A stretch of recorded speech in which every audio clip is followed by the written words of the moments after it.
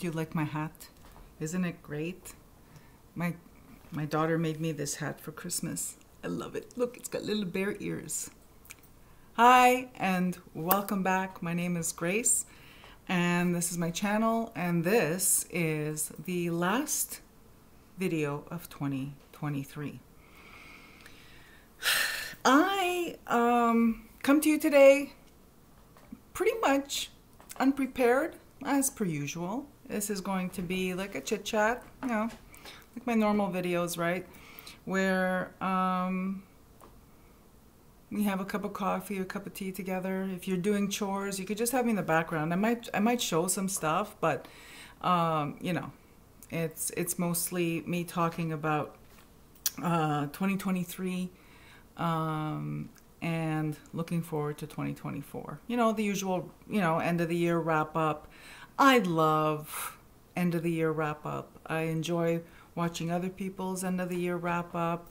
I truly, it's part of who I am to really enjoy reflecting on my year. So let's get started. 2023 was a year of a lot. A lot went on with me in 2023. I think I think it's safe to say that it was a huge year of transition, of endings. And here we are. I started, well, last year at this time, I had picked my word of the year for 2023, which was expression. And I'm always fascinated. See, I picked my word of the year using an oracle deck, and I've been using the same oracle deck for 4 years now.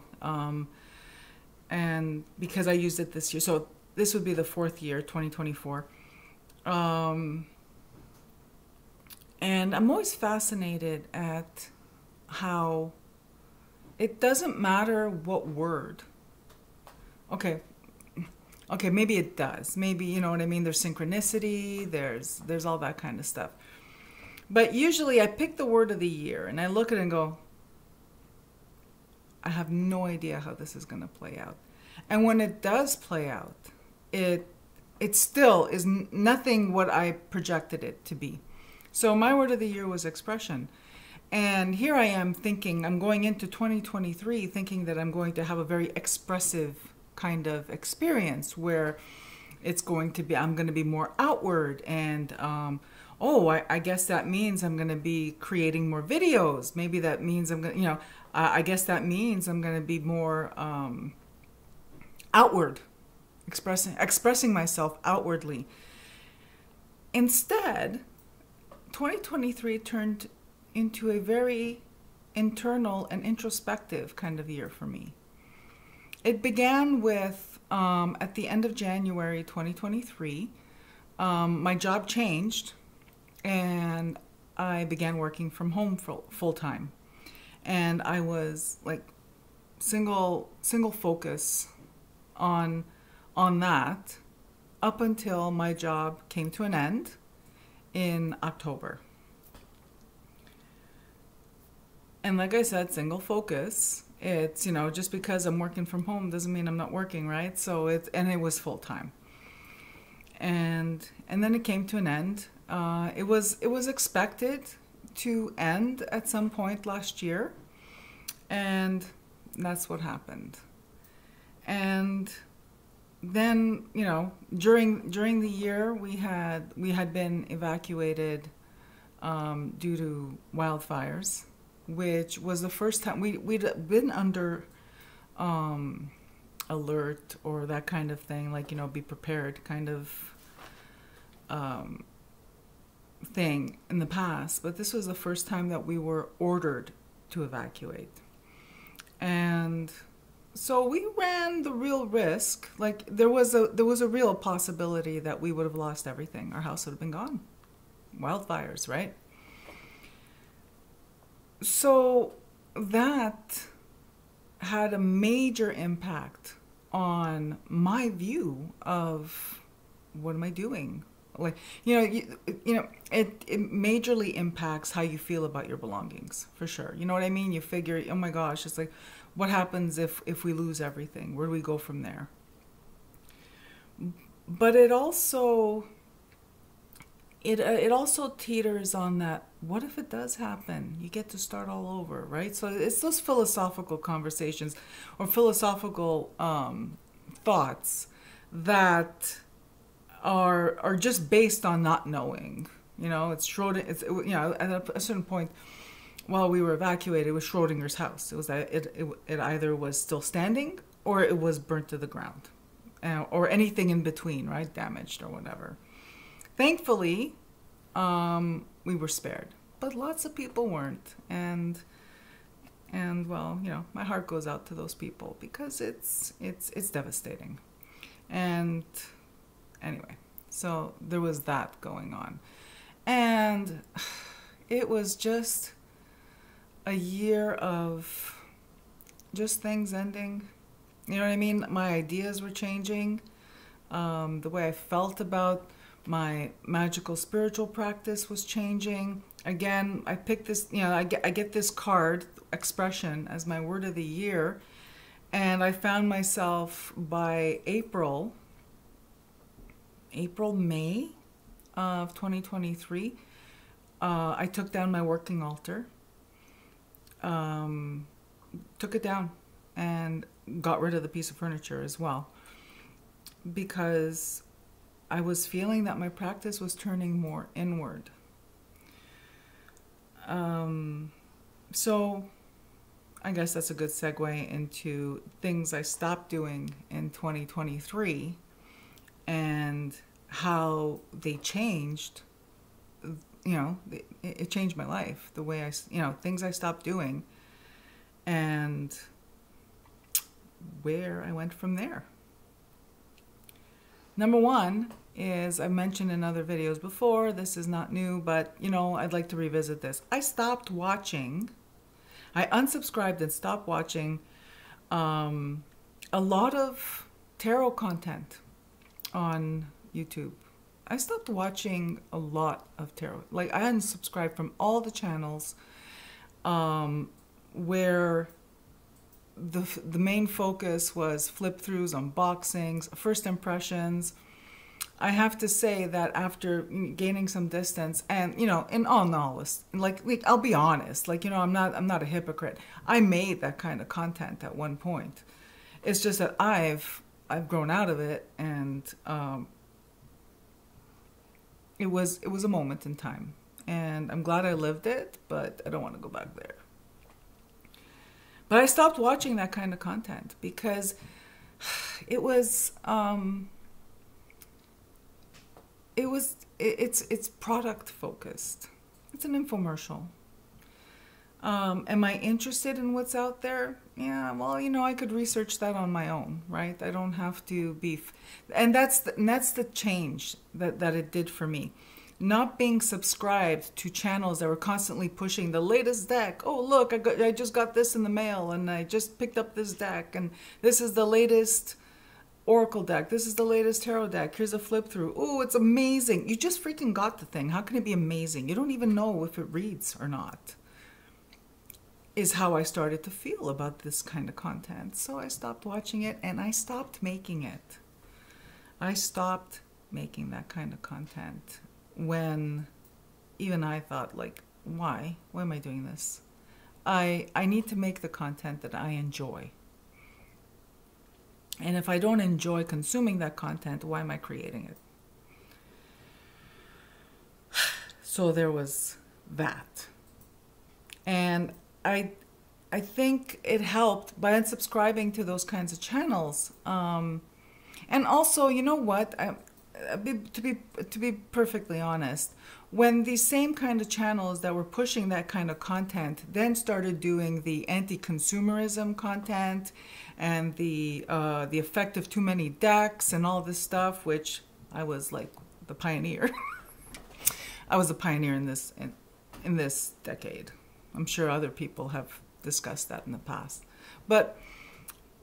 And then I would see the hypocrisy of, they put out this video where they're coming around and they're thinking, you know what? It's not about buying decks, it's about tarot. And then their next 20 videos are flip throughs and unboxings. It's like, not for me. Because I pick a lane and I stay in it. And everybody is free to do what they want, just like I am free to say and do what I want on my channel. So I stay in my lane, like I got in my lane and I stayed there. This dramatically, like not having this content, you know, the thing is that because when I was subscribed to these channels, you're being fed. We're being fed this message of, oh, here's this new thing, you need this thing. And the person doesn't have to be saying you need this thing, okay? This is something that goes on with us as we're watching, right? It's you know, you see something and chances are you're going to want it, right?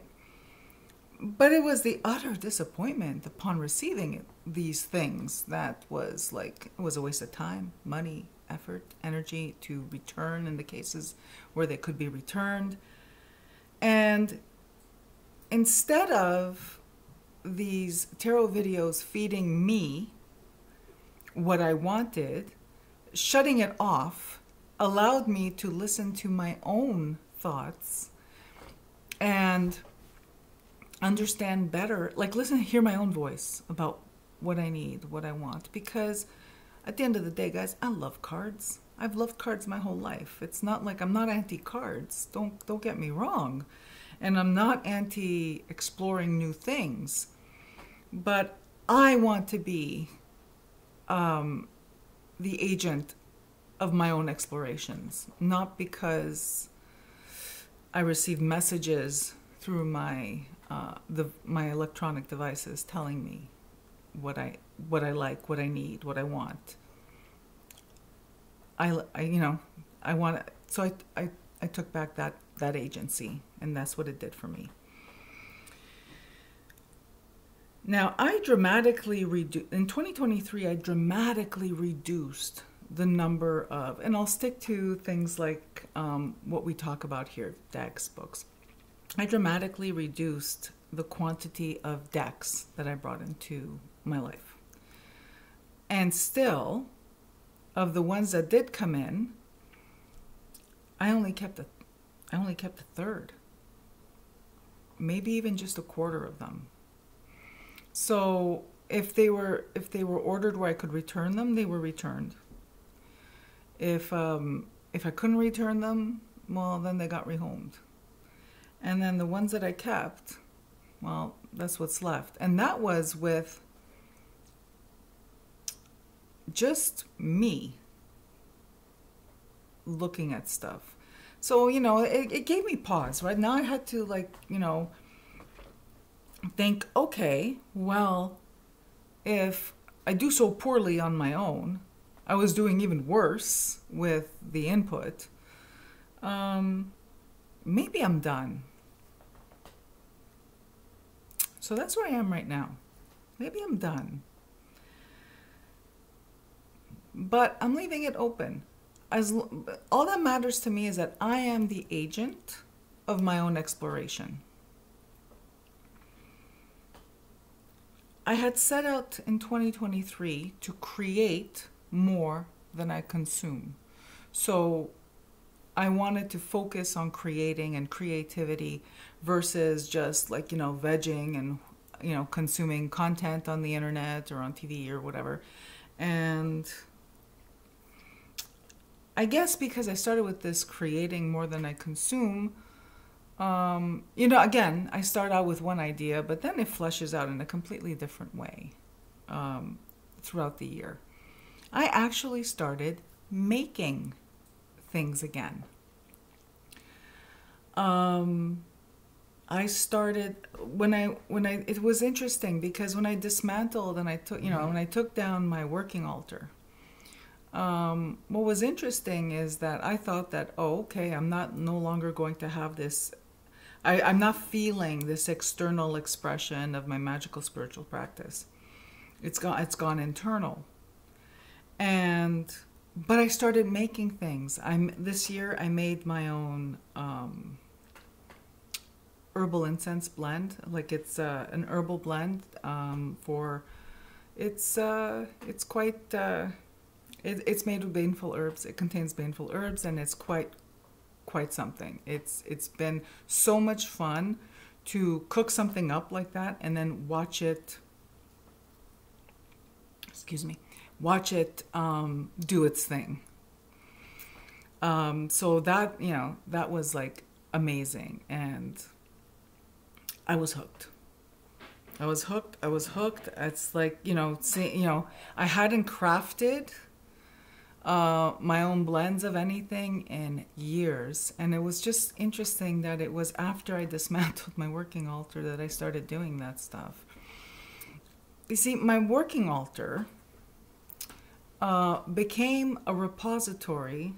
It became this thing, this place where I would toss things onto it, because that's what it felt like.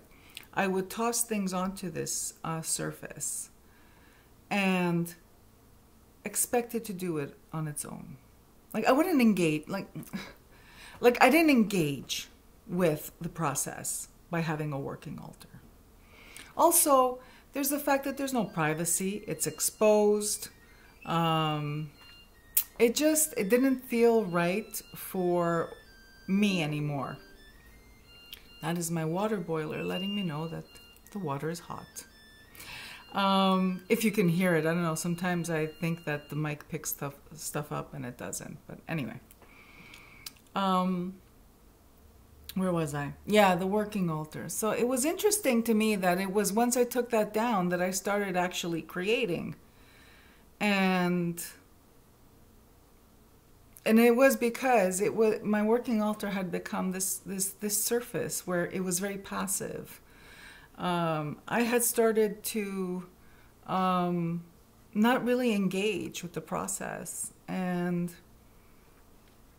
I put it away and got rid of it. Like I put the stuff away and I got rid of it because I thought, oh, okay, well, I'm not into this anymore for right now.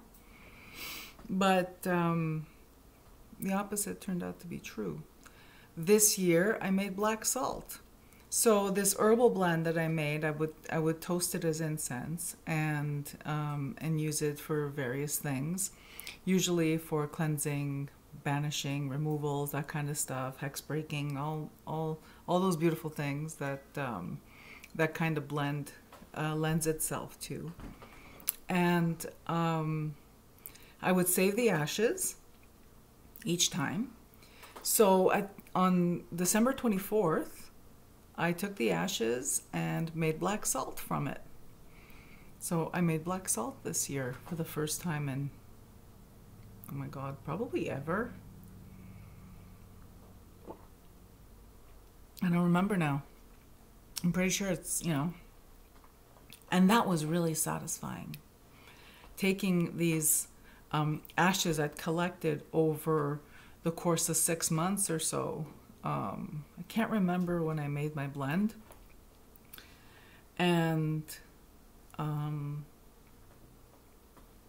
then created something with those ashes by creating the black salt. I made some other stuff this year. I'm looking at my cabinet and I'm pretty sure, oh my gosh, yeah, I made my own eggshell powder.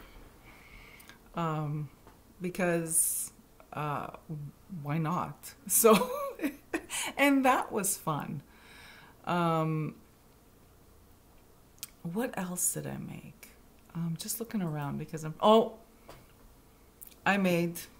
looking around, right? I made a poppet. I crocheted my first poppet this year. This is my model. This is probably something for sure I'm going to do again. This is just the first one I ever made. It was with scrap yarn, and that was really satisfying. So I worked in my grimoire all year. all year it's like, you know, as I took down my working altar and I created a working altar space in my grimoire. I took down some altars and created them in my book, in my grimoire. I recorded things in my grimoire that, because you know what? I realized I was holding a lot of information up here that I started to notice I wasn't remembering everything. You know, it's like cooking, right? It's, you know, you make a substitution and it turns out to be amazing. Well, if you don't write it down somewhere, you won't. How would you know to recreate it? Well, you could count on memory, but I don't know. I don't know, people, but I don't want to say anything about. It's a very busy. You know, we're very busy. And sometimes we have to flush out some information to make room for new information.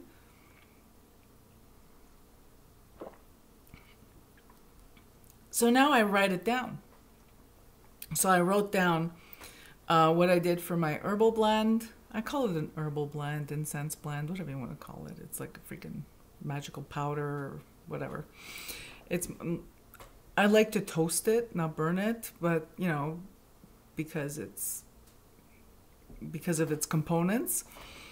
I have a pet name for it, but I don't want to divulge that in a video. Where was I going with this? Yeah, but I wrote it down because you know what? Up until this year, I was just not writing stuff down. And I'm learning that it's a good idea to write it down, because then you don't have to worry about forgetting. And sometimes you did forget, and then you're flipping through your grimoire and you go, oh, this stuff's good. I need to make some. Like a recipe journal, right? Same kind of thing. So I think I made an oil blend too. This year. But you know, it's that whole getting back into it, making, creating. I did purchase from other practitioners this year. I did purchase some things. And I gotta say, I didn't purchase much this year, but the witches I chose to buy stuff from, their stuff is amazing. Absolutely amazing. So I'm glad I did.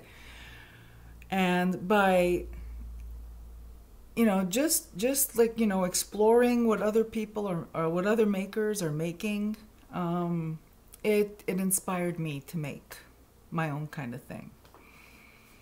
So there's that. With the poppet, then I started making, I started getting back into crochet, because I had put that aside for quite a while, and I was like too busy, and my hands were really sore at some point, which made it very difficult. I started making small projects, like, you know, I made some crochet bags for decks and stuff like that.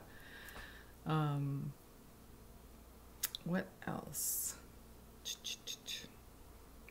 Oh, I probably should have mentioned. So while I'm creating more than I'm consuming, at the same time, I started to, you know, I looked at my sacred space and stuff like that, and I started to weed out all those mass-produced tchotchkes that were still lingering.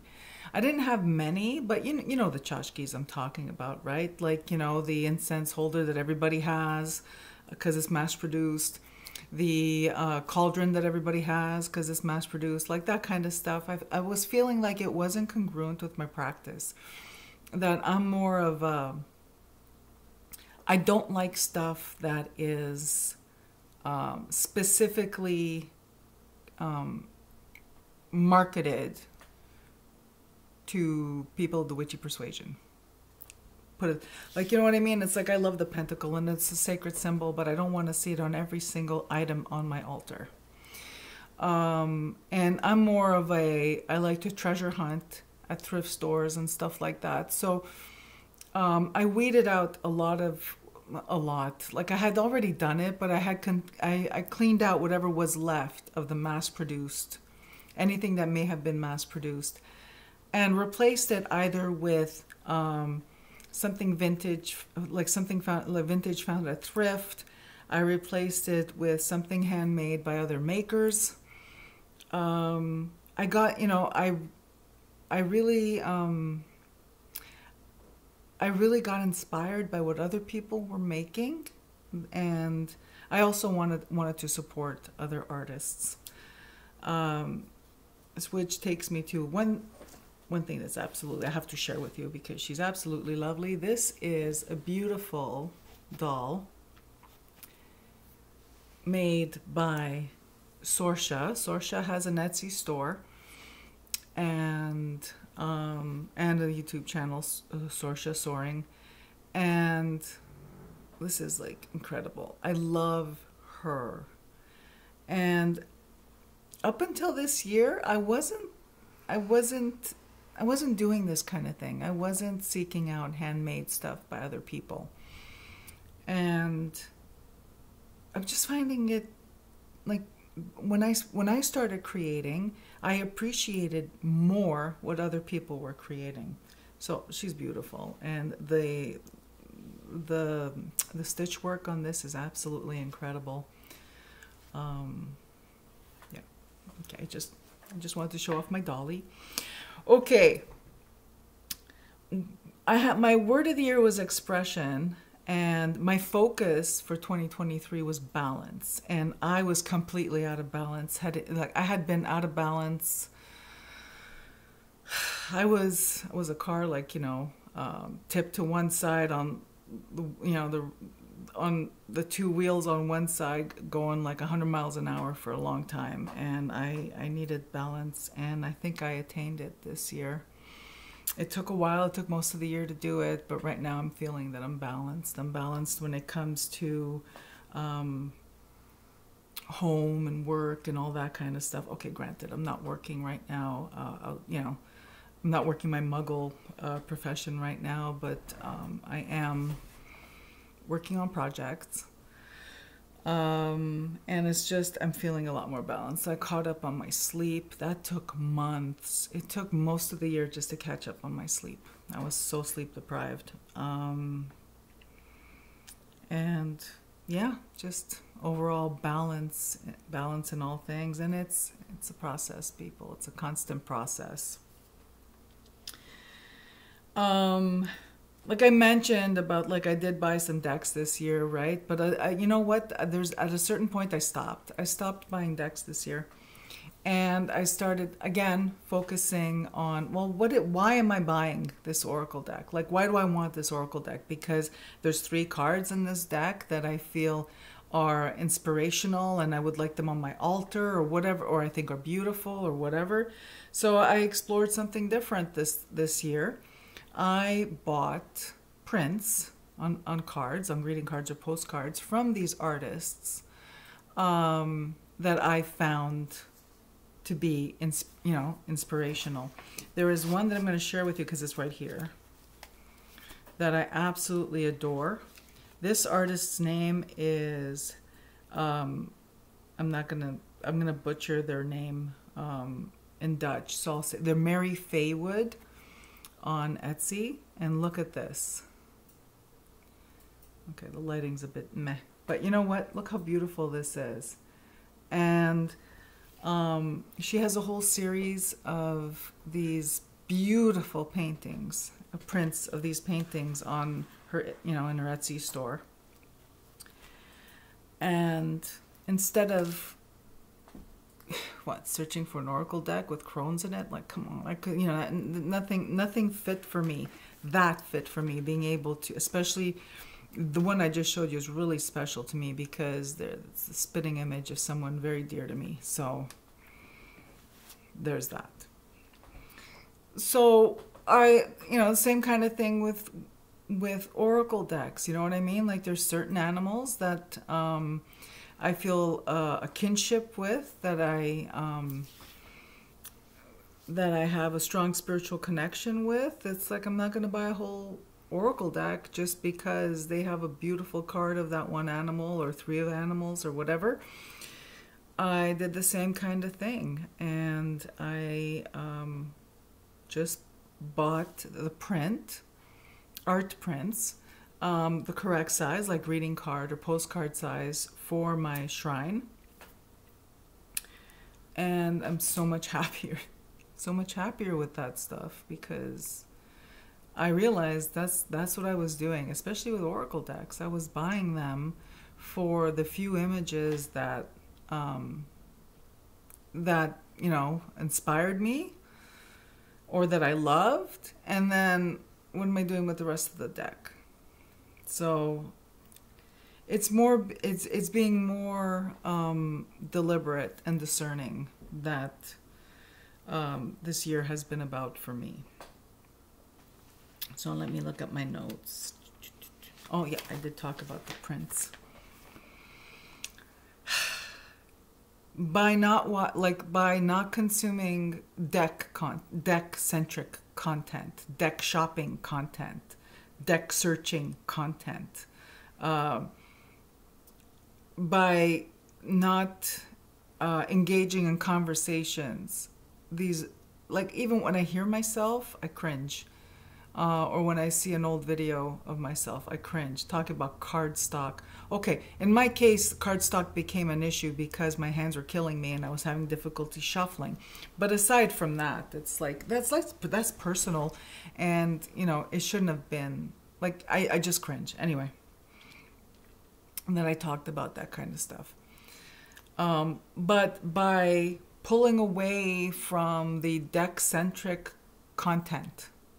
And it was object centric. It was pulling me further and further. It was pushing me further and further away from divination and tarot. It was crazy. It was creating this vast expanse of crap between me and what I love. So by removing myself from that stream, I returned to tarot-centric thinking. My love for divination, my passion for divination and tarot returned. And my relationship with tarot returned. And that was like a huge blessing this year, absolutely huge blessing. It felt like coming home. So, taking down the working altar and going internal with my magical spiritual practice, creating tools, and I did create some tools too. Creating tools and mixture potions and all this stuff. It just brought the magic back.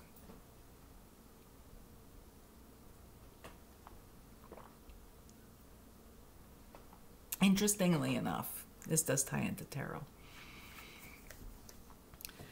I hadn't done the math to see what tarot card year I was in at the start of 2023. And because my birthday is in July, usually that energy kicks in, towards my birthday. It doesn't kick in January. And it turned out that I'm in an 18-9 year. Now, here's how I do it, because again, I'm going to talk to you not about books, but about my experience. My experience has always been with the numerology of tarot. I'm looking for the cards. It's sad. With the numerology of tarot is that both numbers count. I know Mary Kay Greer wrote books about it, and I know everyone's talking about how to do the math, but you have to go with your experience. Your experiential knowledge. You have to go with the feel, like what the energy feels like. And I have to tell you that for me, this year has felt like the Hermit 9 um, has felt like the moon. It has felt like the moon via the Hermit. Did I get that right? Did I explain it right? Yeah, it felt like, you know, the moon, you know, exploring the moon as the Hermit. I'm looking for the moon, people. I probably passed it. Oh my gosh. Bear with. Terrible. Absolutely terrible.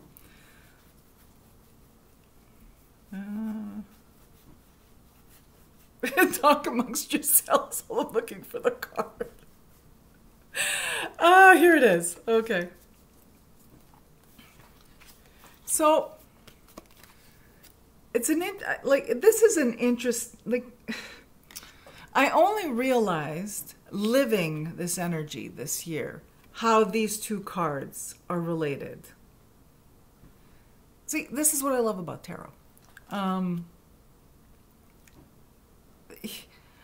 I've been reading tarot since I was 16 years old, and I'm still learning. I'm still learning. It's so good. It's so good when you're focusing on actual tarot instead of buying decks.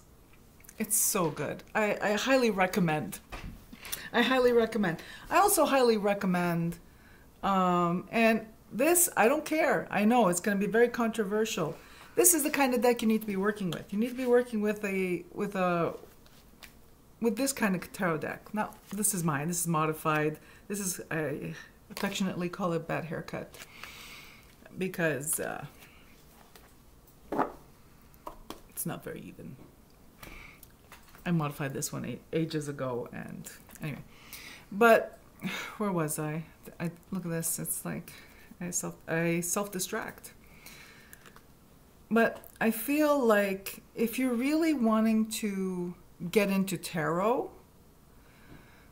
I'm not one of those people who's going to say, oh, just find whatever deck appeals to you, like, you know, aesthetically or whatever. No, start with this one or Thoth.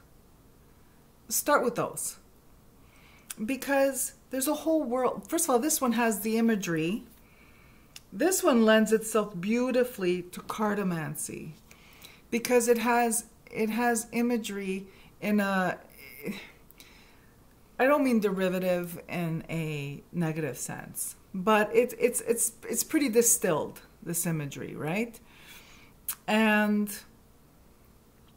it's also, you know, really recognizable. I've come back to this, and oh my God, I'm loving it even more. I've come back to this imagery and I'm loving it even more, and I'm finding so much depth in it. But look at this.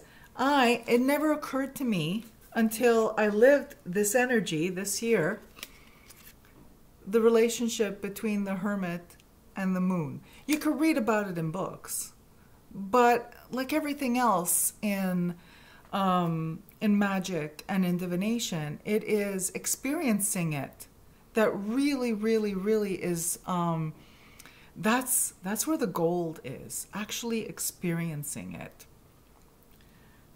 And now I'm never going to look at these two cards the same way again, because one, when I see them show up together in a reading, now I'm going to say, oh yeah, you know what I mean? It's like, I remember what that's like. This is awesome. This is an incredible experience. This is what I wish for everybody, to have the experience of exploring the moon as the Hermit. Anyway, or going to the moon via the Hermit. I don't know. I didn't prepare. I didn't come up with anything like really in terms of language and how I was going to present it. But I just want to say, I just wanted to share that, because if you're calculating, if you're one of those people who's going to calculate what your tarot card of the year is, and you get and you add up your birthday and the year, and you get a number that is under 22 or under 21, actually, because the books, again, there's experience and books. But, you know, and suppose you get a number like 15 and you get the devil and 6. You know, there's a relationship between the cards and the major arcana that don't discount, don't say, oh no, you know, it adds up to 6 and I'm in a lover's year. No, explore how the devil is related to the lovers and how lovers relates to the devil. The devil is 15? See, look at that. It's like I confuse myself by talking. Yes, it is. What else did I want to share? And, you know, it's not, okay, it's like I spent a lot of time talking about, like, I don't consume tarot content, but I also am not consuming other people's witchcraft content. Like, Instagram. Instagram for me is, you know what? I go onto Instagram to interact with a few people that I adore, and then I get the hell out of there. But I'm not looking at other people's Instagram altars and shrines and all this stuff. First of all, if you're a serious practitioner, don't show your shrines. Don't show your workings. Like, seriously, like that is like witchcraft 101. Okay, I'll stop. I'll stop there with that. You don't show your workings. Okay, obviously I wasn't ready to stop. Okay, I'm going to say it one more time. Don't show your workings. Now, if you're doing it, if it's just a performance and you're doing it for show, fine, do what you want. But if you're serious about what you're trying to accomplish with your magic, don't. Just don't. Don't show it. So I stopped watching or consuming or looking at other people's practices because it's very easy to, this is what I wanted to talk about. It's very easy to fall into that complacence of watching other people practice or whatever it is that, you know, they're representing online, instead of living your practice. You need to be living your practice. Yeah, and the same thing goes with books. Yeah, I love books. If you've been watching me for 5 minutes, if you've ever interacted with me online in the last 25 years, what do I always say? Read all the books. Read them yourself. Make up your own mind. Read them all. Make up your own mind. But at a certain point, while you're reading all these books, you need to put them down, roll up your sleeves, and start doing. And the same thing goes with magic as it goes with divination. There's nothing I find more boring than the idea of studying a tarot deck. Why? Why study a tarot deck when you can explore and experience the energies of those 78 cards in real life, in real time, in your world? Maybe it's the language thing. Maybe it's because I don't like the language. I'm going to study this deck, because studying something always keeps it away from you. Exploring and experiencing brings it inside. All right, let me see my notes. So I took a long break from Instagram this year, and that really helped a lot. And I went internal with my practice, very internal. But at the same time, I spent a lot of 2023 sharing ideas and experiences and with something that's been revealed to me, or experiences, magical experiences, spiritual experiences with my friends, with my practitioner friends, with my real life friends. Doesn't matter that they're long distance, they're my real life friends. And this cross-pollination is what I'm talking about. This cross-pollination is, that's where you grow. You grow from doing, experiencing, sharing with others. They do the same, they share with you, and that's how you grow as a practitioner. And that has been a big part of my 2023, and it has been, incredible. Absolutely incredible. Because you see, constantly looking outwards, okay? Constantly looking outwards, watching performative practices, that's like consuming junk food. What it does is, you watching this depletes you. It depletes you of energy, because it's not, you're not being nourished by this.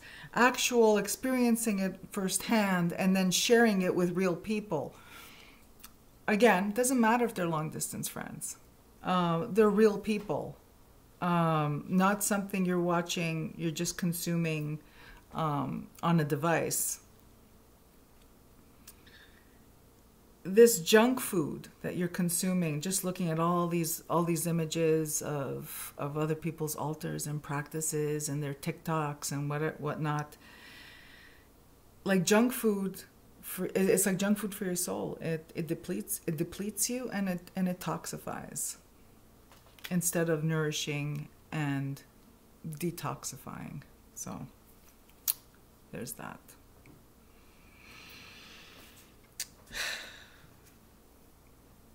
So where am I at? Oh yeah, so this has been like my favorite thing this year has been coming back to just tarot. Going forward in 2024. Oh, one last thing I wanted to, because I dug this guy up. So if you know this book, I read this. I was in my 30s when I read it the first time. Now I'm in my 50s, and I really look forward to revisiting this. It isn't a book that I've ever read cover to cover. It's always a book that I've dipped into for bibliomancy, and I really look forward to, I'm bringing this one back for bibliomancy this year. Another thing I wanted to share with you before I wrap it up and I talk about 2024 is I don't know how, I don't even know how it came into my awareness, null binding. Null binding came into my awareness, and that is a skill that I want to learn this year. I found this book, thankfully, on null binding, and it's really hard. It's really hard. There's few resources on it. There's very few YouTube channels that are doing instruction or tutorials. I think it's fascinating because it's difficult. I'm having difficulty grasping it, and I love that kind of challenge. So in 2024, I'm going to learn how to null bind. And what else did I want to talk about before? Okay.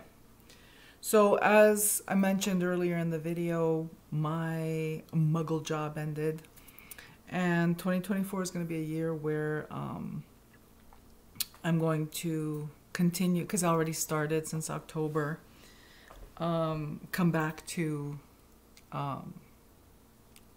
my craft, or like immerse myself more in my craft. My services are back up for January 2024. Actually, there's been a soft open. Like, I had already set it up on my website where I'm taking appointments for consultations, spiritual consultations, and email readings. And I have a little more time. Like, you know, that job ended, but you know, I'm always busy doing something. So I have a little more time right now, so I thought I'd open that up for bookings. And the link is in the description box below if you want to reach out to me. What else? Oh, and I did want to share with you that my word of the year for 2024, drawn from the same oracle deck, I've been doing it for 4 years, is choice. So that'll be interesting, because right now I'm thinking, okay, I can think of the most obvious contexts for choice, but it's never obvious, and it's always broader. Every time I've picked a card, like a word of the year, it's always been broader. The experience of the word, the energy of the word has always been broader than what I imagine in December, January. And I think I've talked enough. Let me see. Oh, you know what I wanted to mention? Months ago, I received a gift from a viewer that was a magnifying bookmark. And you know who you are. I don't have it with me to show you guys what it is, but it looks like a ruler. It looks like a ruler. It looks like this, but it's wider. And it's a bookmark, and it's a magnifier, and I freaking love it. I really love it, and I wanted to thank you. I hope you're watching. I really wanted to thank you for it, because I love it so much. It's in a book somewhere, I'm sure of it, because I used it a lot, and that was really kind. Thank you. And I think, guys, I'm just going to stop here. I think I said what I came here to say today. I think I came here and I said what I had to say.